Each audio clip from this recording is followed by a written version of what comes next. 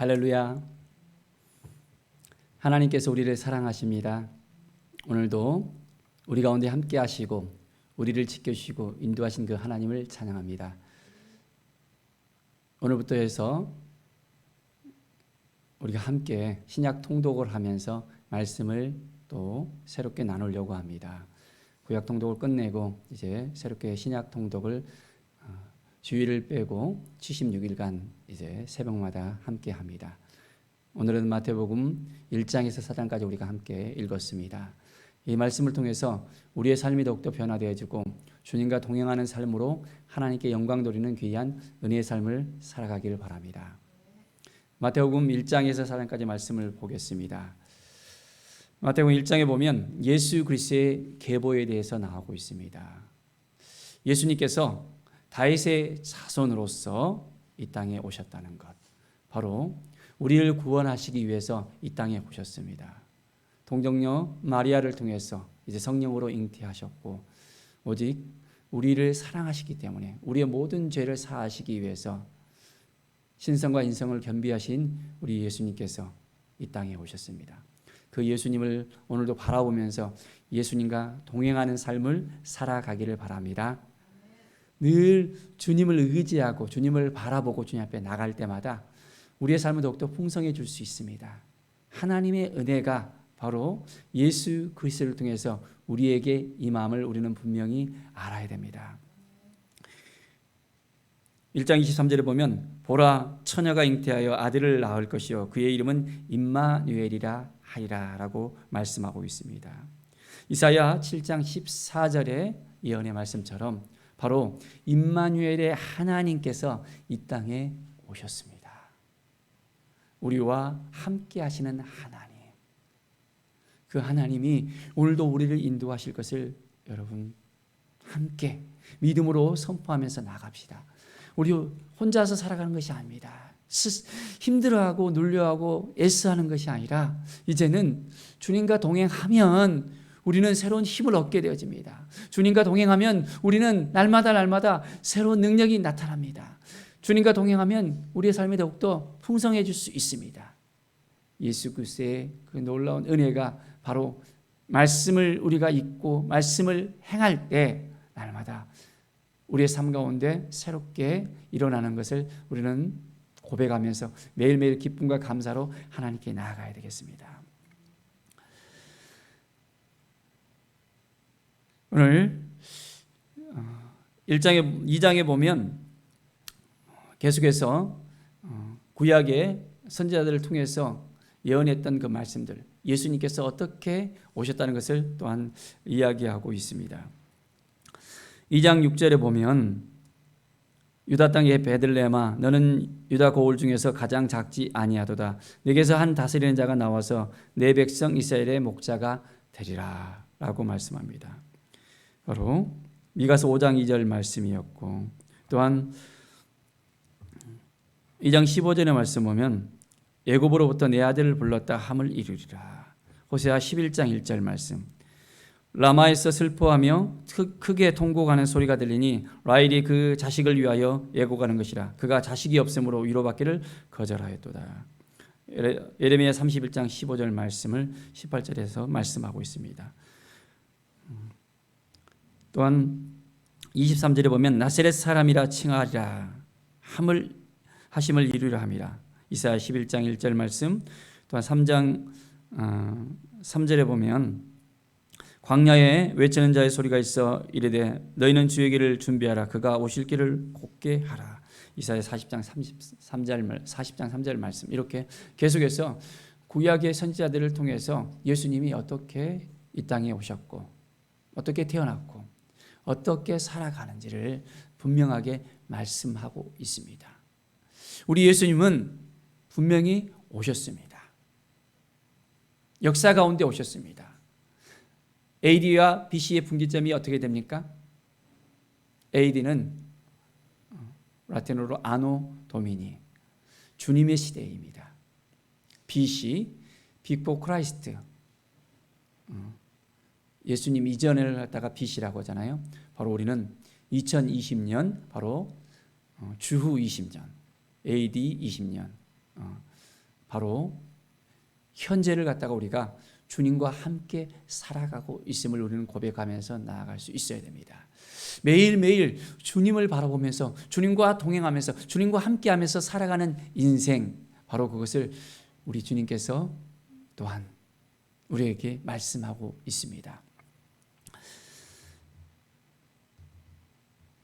회개하라, 천국이 가까웠느니라.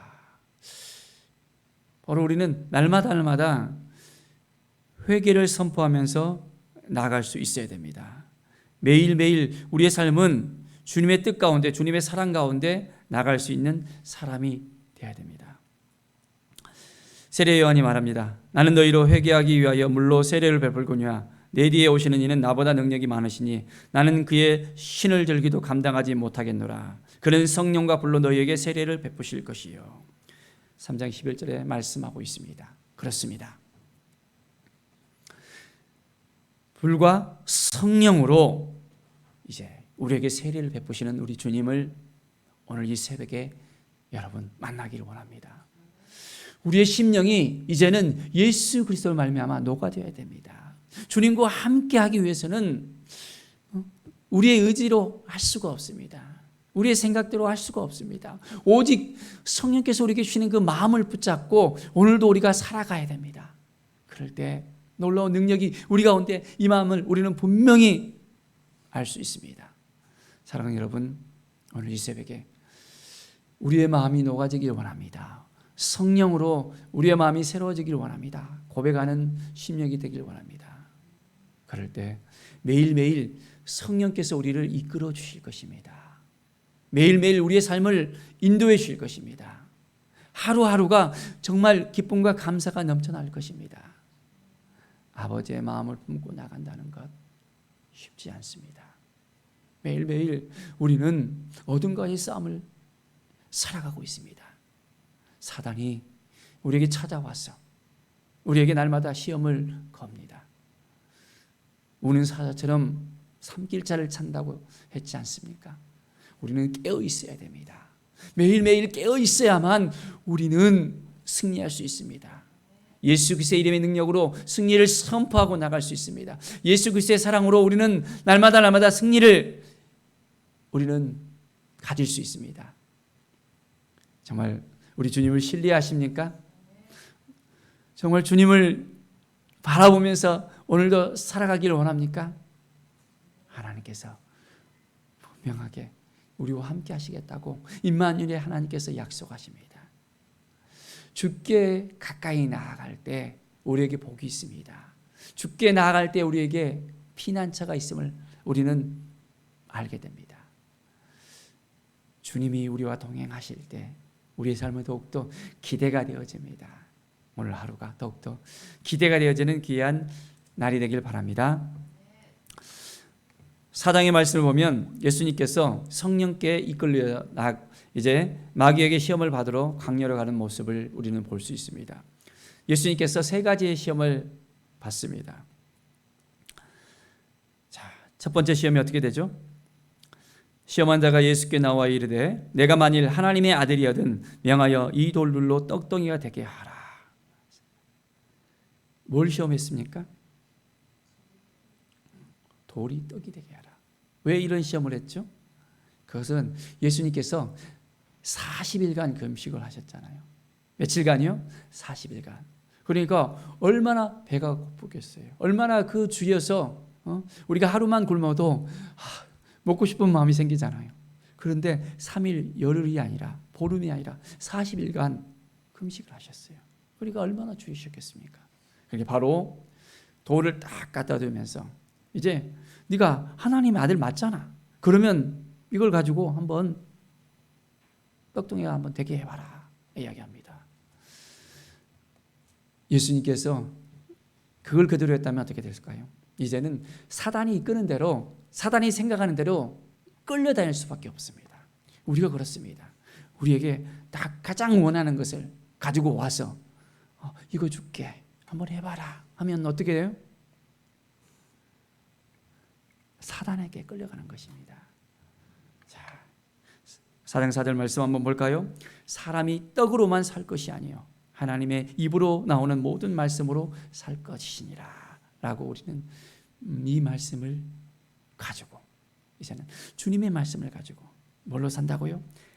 하나님의 입으로 나오는 모든 말씀으로 살아가는 우리가 되기를 바랍니다. 이제는 두 번째는 예수님을 거룩한 성으로 데려가서 성전 꼭대기에 세웁니다. 자, 하나님의 아들이었거든 뛰어내리라 합니다. 계속해서 하나님의 아들 맞잖아 하면서 이제는 뛰어내리라고 상식에 맞지 않는 이야기들을 합니다. 그리고 너의 신성을 보여주라고 합니다. 사단이 이끄는 대로 한다면, 말하는 대로 한다면 또 이제는 시험에 빠져서 어떻게 돼요? 쉽지 않은 삶을 살아갈 수밖에 없는 것이 바로 우리들입니다. 예수님께서 말씀하십니다. 그가 너를 위하여 그의 사제들을 명하여 그들의 손으로 너를 받들어 발이 돌에 부딪히지 않게 하리라는 그 사단의 말에 예수님께서는 말씀하십니다. 주 너의 하나님을 시험하지 말라라고 이제는 확실하게 이야기합니다. 우리도 어떻게 합니까? 사단이 우리에게 이야기를 걸었을 때, 시험에 걸었을 때 주 하나님을 시험하지 말라. 나는 하나님의 자녀이다. 하나님의 자녀인 우리를 시험에 거는 것은 안 된다 하면서 사단에게 예수 그리스도의 명령이 떠나가라라고 우리는 선포하고 나갈 수 있어야 됩니다. 자, 이제는 세 번째 어떻게 합니까? 지극히 높은 산에 올라갑니다. 그리고 천하 만국과 그 영광을 보여줍니다. 자, 그러면서 너가 내게 엎드리면 경배하면 이 모든 것을 다 주리라라고 이야기합니다. 예수님께서 그 말에 따라갑니까? 아닙니다. 자, 우리 4장 10절 볼까요? 주 너의 하나님께 경배하고 다만 그를 섬기라 하였느니라. 늘 말씀을 가지고서 이 말씀으로 승리하시는 예수님이셨습니다. 예수님까지도 시험을 거는 이 사단을 보면서 우리에게도 찾아와서 시험을 걸 수 있다는 사실을 알면서 바로 우리가 승리할 수 있는 그 비결이 뭡니까? 말씀을 붙들고 살아갈 때입니다. 말씀을 가지고 우리는 나갈 때 승리할 수 있습니다. 오늘 이 새벽에 우리가 말씀으로 살겠습니다. 이제 76일간 우리가 말씀을 붙들고 말씀을 신약을 통독하겠습니다. 이 말씀이 바로 나의 말씀이 되어주고 내가 이제는 이 말씀을 갖고 위로받고 회복되어주고 치유되어주고 이 말씀을 행할 때 능력 있는 삶을 살게 달라고 우리 주님께 온전하게 나아갑시다. 하나님께서 우리에게 새롭게 이제는 함께해 주시고 인도해 주시고 이끌어 주시고 역사해 주실 것입니다. 그 하나님과 동행하는 귀한 또한 오늘 하루가 되어지기를 간절히 축원드립니다. 기도하겠습니다. 하나님 아버지 감사합니다. 늘 하나님의 은혜 가운데 하나님의 사랑 가운데 거하게 하여 주시옵소서. 말씀이 이제는 우리의 삶을 이끌어갈 수 있도록 우리가 온전히 주님 앞에 모든 걸 내려놓습니다. 주님을 신뢰하고 나갑니다. 주님을 의지하고 나갑니다. 주님 동행하여 주시고 함께해 주시고 인도하여 주시옵소서. 주님의 뜻을 구하며 나아가오니 성령께서 친히 주장하여 주시고 함께하여 주시옵소서. 주의 영광을 위해 살아갈 수 있도록 인도하여 주시옵소서. 주의 말씀이 우리의 삶을 오늘도 풍성케 하여 주시고 이끌어 주시고 인도해 주실 것을 믿습니다. 감사드리며 예수 그리스도의 이름으로 기도드립니다. 아멘.